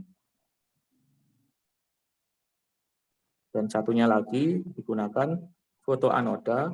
Jadi katoda digunakan untuk mereduksi air, yang anoda digunakan untuk mengoksidasi air. Begitu Pak, dan dia dipisahkan oleh membran supaya hidrogen dan oksigen tidak bercampur. Nah, Baik. Berikutnya pertanyaan dari Bu Herawati Yusuf. Apakah sistem elektron yang Bapak sampaikan bisa diaplikasikan pada solar cell dan bahan di baterai atau aki, sehingga hasil energi yang dihasilkan sangat tergantung kondisi atau tidak stabil? Bagaimana cara mengatasi sistem yang fluktuatif ini secara material? Sistem elektron yang Bapak sampaikan bisa diaplikasikan pada solar cell. Oke. Saya jawab yang pertama, ya Pak. Apakah bisa diaplikasikan pada solar cell? Iya. Jadi pada intinya proses fotokatalisis ini juga dapat digunakan, atau konsepnya ini juga dapat digunakan pada solar cell. Jadi seperti yang saya ilustrasikan sebelumnya, ini adalah salah satu konsep solar cell berbasis fotoelektrokimia. Jadi sama prosesnya Bu. Jadi kalau ada pemisahan fotoeksitasi, kemudian terjadi pemisahan muatan, maka dapat diekstrak untuk menghasilkan listrik melalui rangkaian elektrik eksternal. Tapi kalau misalkan bagaimana transfer elektron ini di baterai, ini saya terus terang saya tidak mendalami di baterai, jadi saya tidak bisa menyampaikan secara detail apakah prosesnya ini sama atau tidak. Tapi agaknya berbeda karena tidak ada proses fotoeksitasi di situ. Jadi jawabannya bisa untuk solar cell. Baik. Berikutnya dari Pak Dasri, ya, ini ada 4 pertanyaan nih, saya bacanya satu persatu ya, Pak. Pertanyaan pertama, parameter-parameter seperti apa yang mempengaruhi kegagalan produksi hidrogen yang akan diukur atau diuji? Satu pertanyaan dulu Pak, ini dari 4 ini. Parameter seperti apa yang mempengaruhi kegagalan produksi hidrogen yang akan diuji? Parameter dan produksi. Sebentar.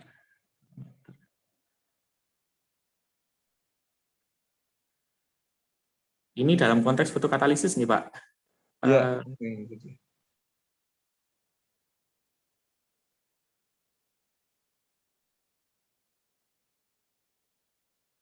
Oke. Kalau dalam konteks fotokatalisis, parameter seperti apa yang mempengaruhi kegagalan produksi hidrogen yang akan diukur atau diuji? Jadi karakteristik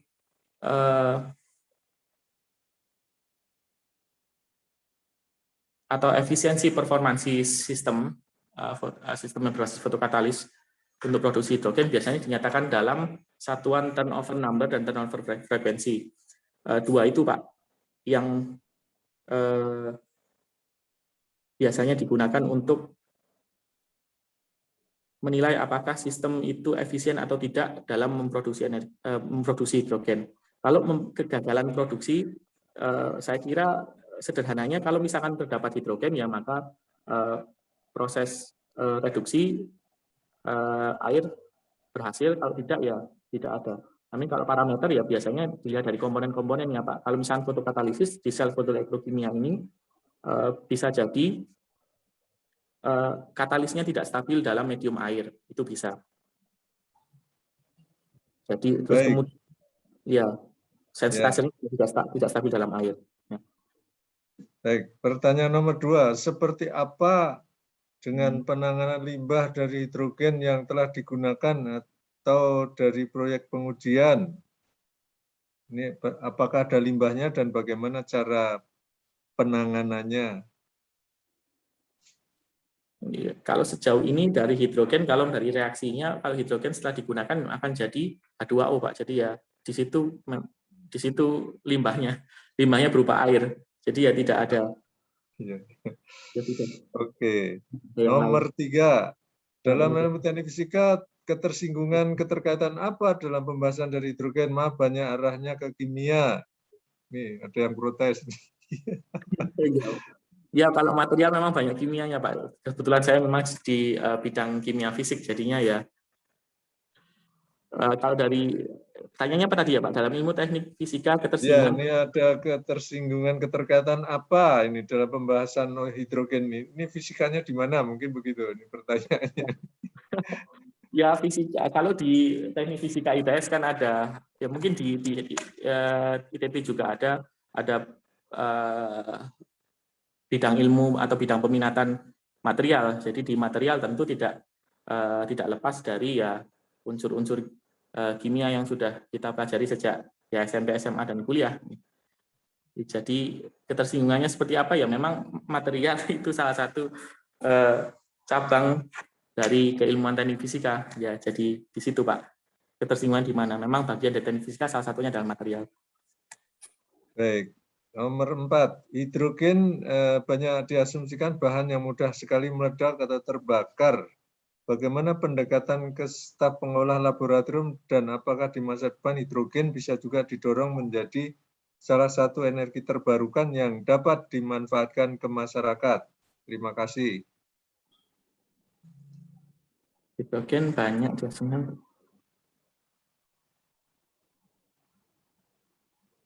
Ya, ini jadi hidrogen tadi di safety moment juga ini untuk perhatian, hidrogen bahaya gitu. Nah, ini edukasi apa mungkin ya gitu ya, pendekatan ke staf nih pengolah lab ini hidrogen ini harus hati-hati seandainya kita bekerja dengan hidrogen. Oh iya, jadi ini pengalaman saja. Jadi kalau selama ini bekerja karena fotokatalisisnya ini masih skala laboratorium, jadi memang produksi hidrogennya tidak terlalu tinggi. Bahkan kalau leakage pun itu risiko ada apinya itu juga kecil. Jadi selama ini masih aman-aman saja. Tapi tadi sudah dijelaskan nih di safety moment bahwa hidrogen ini ada potensi bahaya yang sangat besar ketika dia rilis ke lingkungan dan ada sedikit pemantik ya sehingga dia mudah terbakar. Nah, oleh karena itu pengembangan apakah dia dapat dijadikan energi terbarukan untuk dimasak masyarakat? Iya, sudah ada proof of concept-nya, sudah dikembangkan juga ya, misalnya teknologinya contohnya di kereta dengan hidrogen dengan bahan bakar hidrogen atau mobil dengan bahan bakar hidrogen. Jadi sudah mulai mature ya teknologinya. Namun untuk safety-nya khususnya di laboratorium prosedural saja nih Pak sepertinya. Saya belum melihat kalau di laboratorium khususnya untuk riset yang berbasis hidrogen dengan fotokatalisis itu butuh pengamanan yang super ketat, namun cukup perlu hati-hati saja. Detail pengamanannya saya tidak bisa menjelaskan karena saya belum ada contohnya di sini di ITS terutama seperti apa pendekatan safety-nya untuk pengamanan hidrogen. Pertanyaannya bagus Pak, terima kasih. Dan itu tadi ya sebagai salah satu topik pengembangan di 4 site riset tentang hidrogen, salah satunya adalah masalah safety-nya. Dan masalah safety-nya termasuk bagaimana sensing-nya untuk mendeteksi hidrogen secara cepat ya, karena rilis hidrogennya sedikit saja tadi ya bisa memantik bahaya yang cukup besar. Ya, terkait dengan energi terbarukan ya, ini kan ya kaitannya bisa dengan teknologi baru ini kan ya, terbarukan. Ini energi barunya itu teknologinya ya, peralatannya ya. Nah, ini kan masih riset, ini kan benar-benar baru ini kan. Yang lainnya kalau hidrogen kan yang selama ini mungkin banyak diaplikasikan itu kan ya mungkin dikonversi dari hidrokarbon ada juga gitu ya. Makanya nanti ada roadmap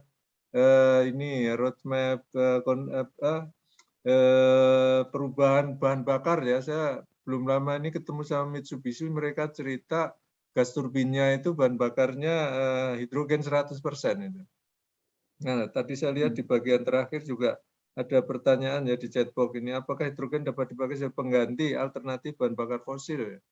Nah, ini apa dorongan untuk apa energi bersih ya, makanya terus kemudian dorong ke hidrogen. Ada juga electrolyzer itu kan gimana air diubah juga, tapi mungkin penelitian yang penuh tantangan yang dilakukan oleh Pak Ruri ya supaya apa bisa memberikan apa cara-cara baru dalam menghasilkan hidrogen yang bisa dipakai untuk bahan bakar ya.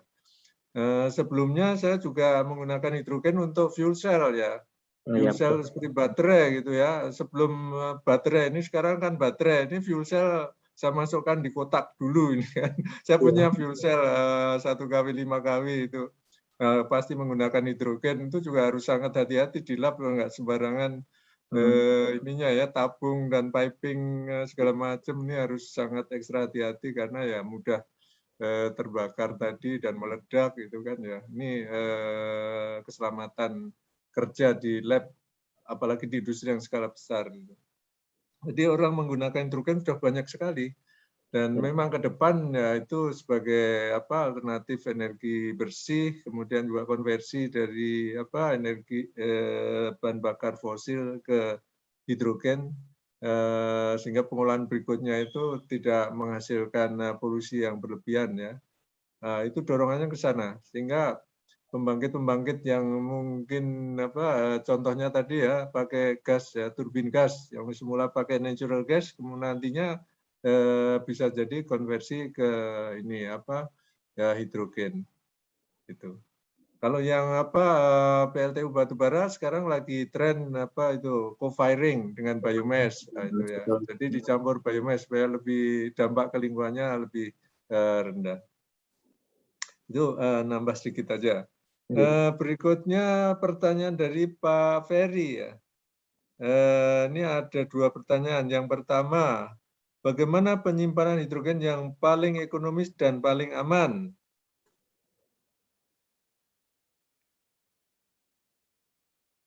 Penyimpanan hidrogen Yang paling ekonomis dan aman. ini di kompetensi saya, cuman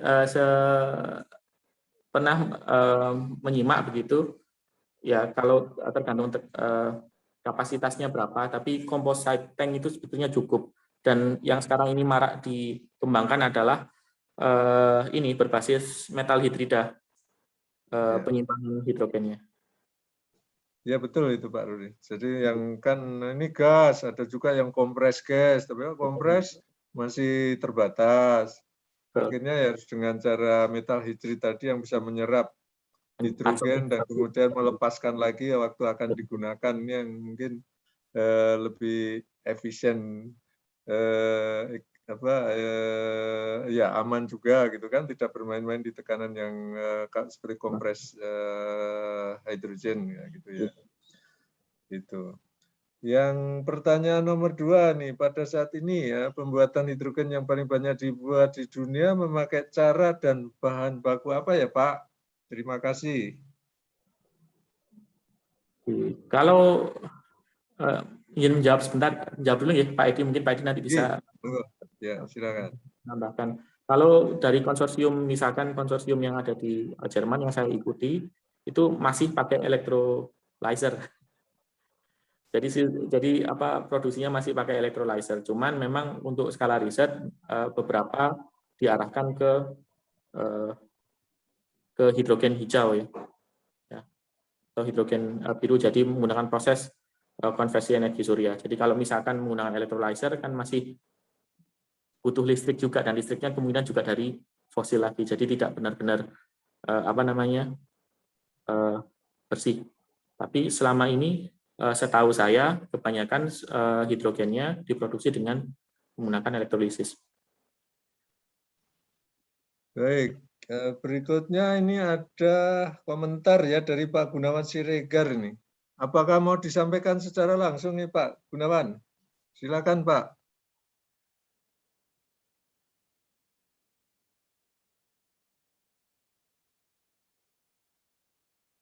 Pak Gun.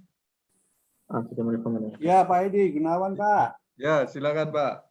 Kebetulan salah satu dodolan saya ini hidrogen pelan Pak. Wah, ini mau promosi nih Pak Gunawan nih.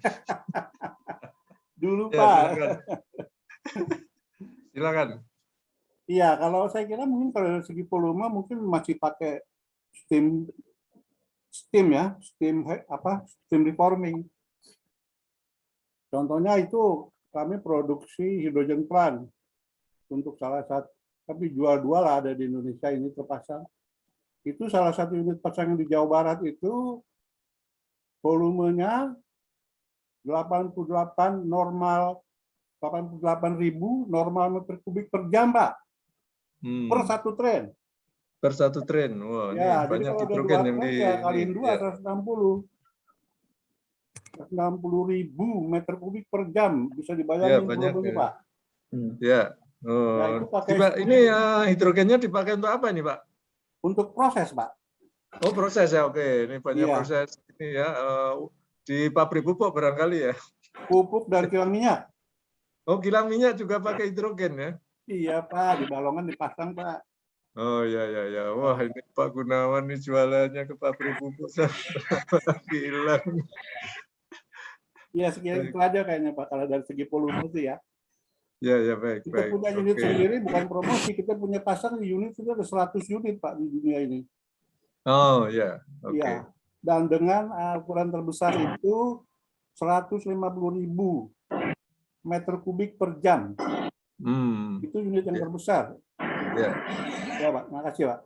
Oke, terima kasih Pak Gunawan Siregar. Ini yang menambahkan ya, ini cara proses yang lama ya. Ini sudah ini perusahaannya Betul, Pak. katanya punya paten nih hydrogen plant karena udah diperlukan banyak misalnya pabrik pupuk supaya ada amonia itu bahan bakunya hidrogen. Betul, Pak. Ya. Ya, ini Pupuk nah, gitu.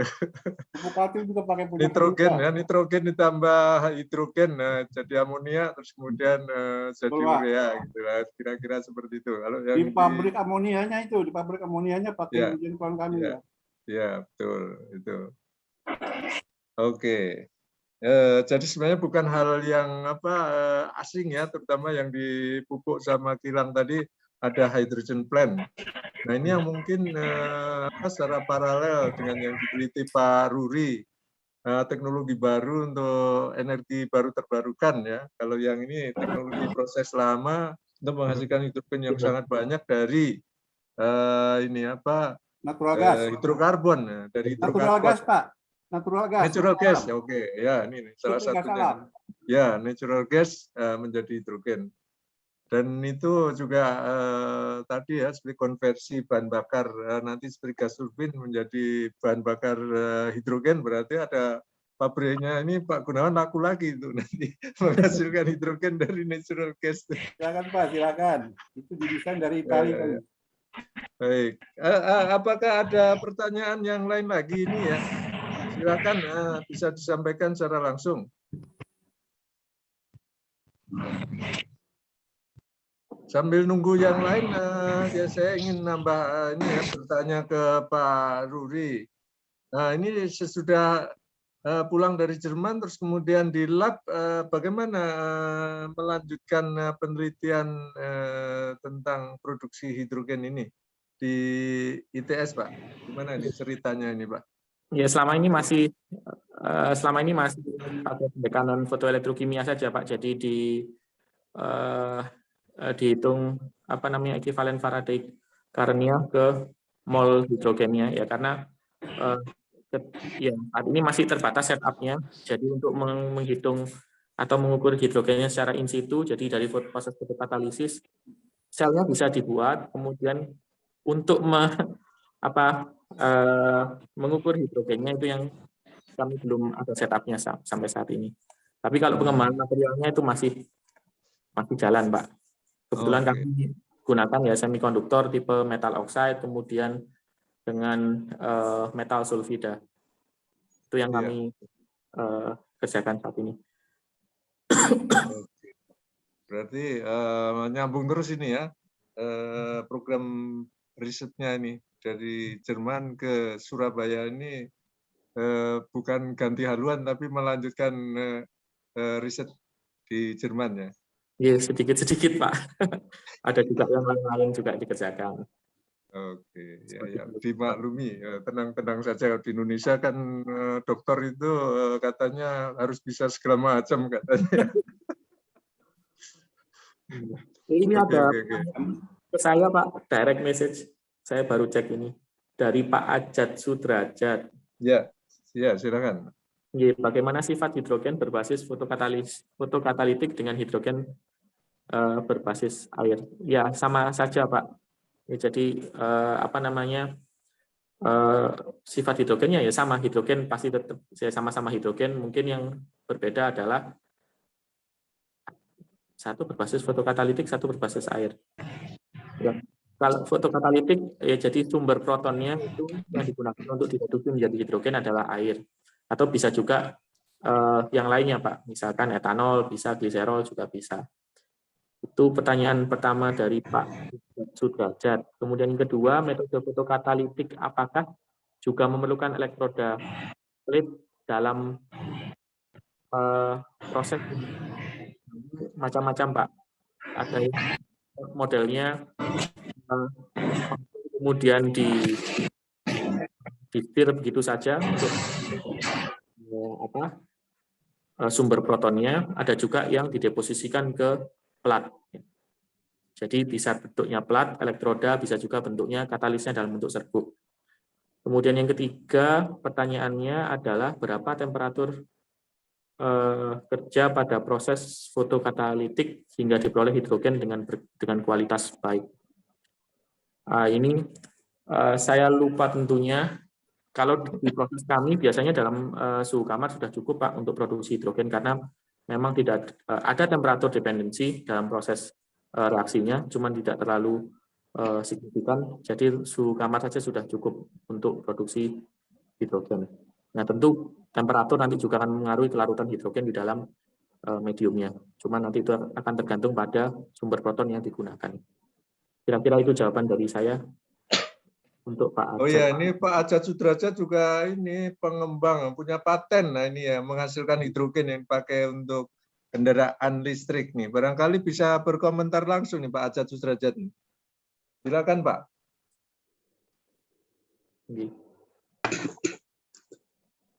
Kalau sudah. Assalamualaikum Pak Edi. Ya, Pak Rudi. Ya, Dan rekan semuanya ya. Ya menarik. Ini untuk yang model atau metode dengan menggunakan fotokatalistik ini, yang selama ini saya kembangkan tuh dengan menggunakan electrolyzer ya. Yang saat ini saya buat itu adalah untuk model-model yang kecil yang hanya untuk menghasilkan kurang lebih 1 sampai 1,5 liter per menit. Ya, saya menggunakan dengan metode elektrolisis seperti itu.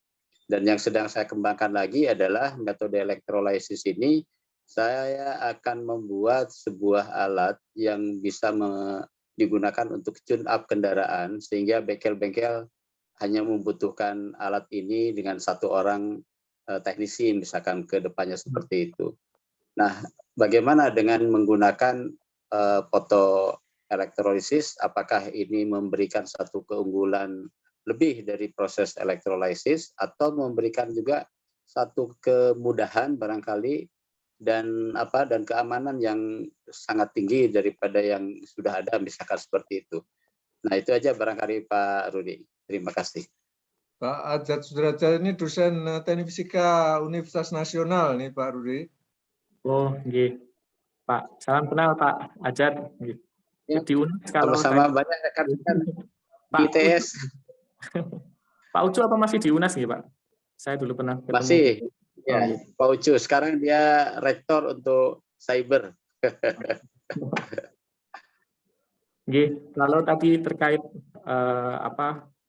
kemudahan atau kemudahan ya operasionalnya, kemudahan operasional dari sel fotoelektrokimia. Ya bisa dikatakan mudah Pak, karena memang hanya membutuhkan tank yang visible yang butuh untuk yang bisa menangkap sinar matahari ya atau sumber cahaya itu sudah cukup untuk memproduksi hidrogen. Tapi kalau misalkan mau dibuat sistem yang kompak, ini terus terang karena ini risetnya masih riset fundamental, jadi memang belum ke arah bagaimana arsitektur yang tepat untuk desain sistemnya. Jadi selama ini memang fotokatalisis memang yang dikembangkan adalah sistemnya dalam bentuk ya vessel-vessel seperti itu, Z-scheme. Jadi ada 2 vessel yang yang dihubungkan untuk satu reaksi penuh ya. Yang satu untuk reduksi, yang satu untuk oksidasi, dan itu tidak sekompak yang misalkan tadi untuk electrolyzer. Kira-kira seperti itu, Pak. Kalau kemudahannya, saya rasa itu cukup mudah karena ya tinggal disinari saja, kemudian ada hidrogennya. Cuman itu tadi ekstraksi hidrogennya itu yang masih menjadi tantangan karena kelarutan hidrogen di air juga cukup tinggi kan, Pak. Jadi kadang-kadang dari proses fotokatalisis yang keluar, yang dilepas untuk diambil itu hanya 50% dari hidrogen yang diproduksi. Jadi ada beberapa topik pengembangan ya, yang dimana bagaimana caranya supaya hidrogen itu bisa dilepaskan ke headspace yang ada di sel fotoelektrokimianya. Oh iya, Pak Ruri, tadi disampaikan bahwa untuk membuat hidrogen berpisah dengan oksigennya itu dipasang pembatas ya. Ya, membrannya. Itu pembatasnya apa, Pak? Kalau skala lab Nafion, Pak, biasanya. Nafion membran. Nafion membran, ya membran ya. Ya. Berapa mili, Pak, yang digunakan biasanya?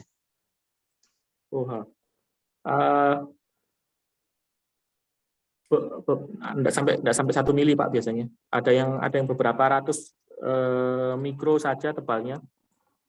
0,8 ya mungkin. 0,6, 0,8. 70. Nafion ya bahannya. Ya, Nafion, Pak. Nafion. Langsung dipraktekkan sama Pak Ajat nih. Memang diperlukan, Pak, itu untuk membuat electrolyzer yang baru ini harus banyak belajar sama Pak Ajat ini, nanti paten dan produk itu. Iya, Pak. Ya, kami masih di fundamental dulu, Pak, belum sampai ke device-nya. Oh gitu. Ya. Cuman kalau sistemnya ya itu tadi, untuk Z-scheme biasanya 2 vessel, kemudian dipisahkan dengan membran supaya hidrogen dan oksigen terpisah ya. Iya. Ya. Terima kasih, Pak Ruri. Sami-sami, Pak Ajat, salam kenal. Semoga bisa sama beberapa rekan saya di ITS, Pak Toto dan lain-lainnya. Terima kasih, Pak Edi. Ya, terima kasih kembali Pak Ajat Sudrajat. Terima kasih komentar penjelasannya. Apakah masih ada pertanyaan lagi? Pak Edi, menambahkan sedikit, Pak Edi. Oh ya, silakan Pak Paul Wijaya. Hidrogen memang agak unik. Kalau terbakar, dia terbakar dalam tanda kutip sempurna. Jadi apinya tuh nggak kelihatan kalau siang. Dia warnanya biru dan nggak ada celaga gitu ya. Dan reaksinya, kombustiannya menghasilkan uap air. Dan uap, walaupun carbon free di sini disebutkan, tapi uap air juga punya global warming effect. Jadi tidak berarti bahwa kalau hidrogen itu tidak ada efek pemanasan rumah kaca, tetap aja ada. Bahkan global warming effect itu yang paling banyak sebenarnya dari uap air, walaupun global warming potensialnya kecil. Tapi kita nggak bisa melakukan apa-apa karena uap air ya uap air gitu kan, terutama dari lautan. Jadi pasti ada global warming effect. Jangan persepsinya muncul bahwa hidrogen ini aman gitu. Enggak, hidrogen juga tetap punya global warming effect. Jadi enggak nol gitu deh. Walaupun kecil tapi ya kalau semua orang pakai hidrogen ya nanti juga naik juga global warmingnya. Itu aja Pak Edi, terima kasih. Baik, terima kasih Pak Paul Wijaya atas tambahan informasinya ya. Jadi Pak Paul ini orang safety, kan safety engineer. Jadi ya komentarnya dari sudut pandang keselamatan. Tadi juga dari Pak Ruri tadi kan ada salah satu stream dari kegiatan hidrogen ini kan safety ya. Nah, ini Pak Paul Wijaya ini di bagian safety. Apakah masih ada yang akan ditanyakan? Satu pertanyaan lagi seandainya ada. 17.27 sekarang.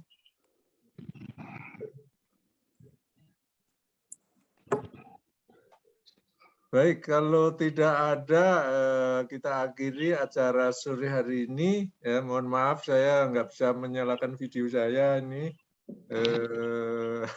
Jadi saya hanya ini suara saja ya untuk sore hari ini.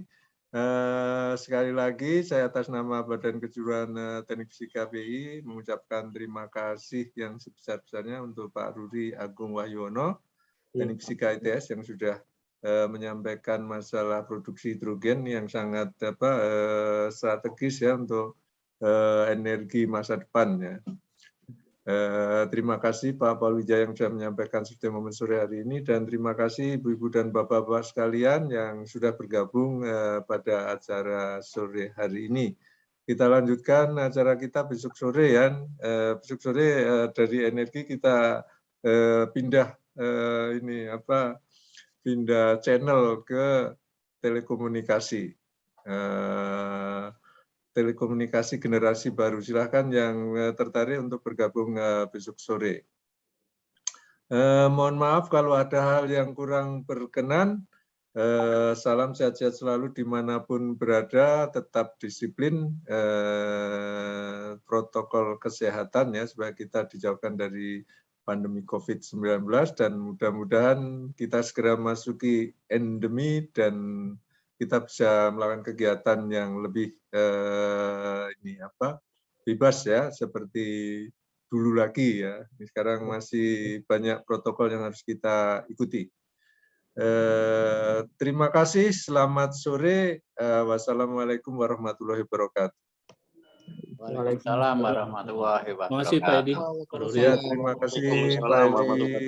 Terima kasih Pak Edi. Terima kasih Pak Gunawan. Pak Edi, terima kasih. Ya, Pak Rudolf, Pak Hasan. Terima kasih Pak Edi. Ya, makasih.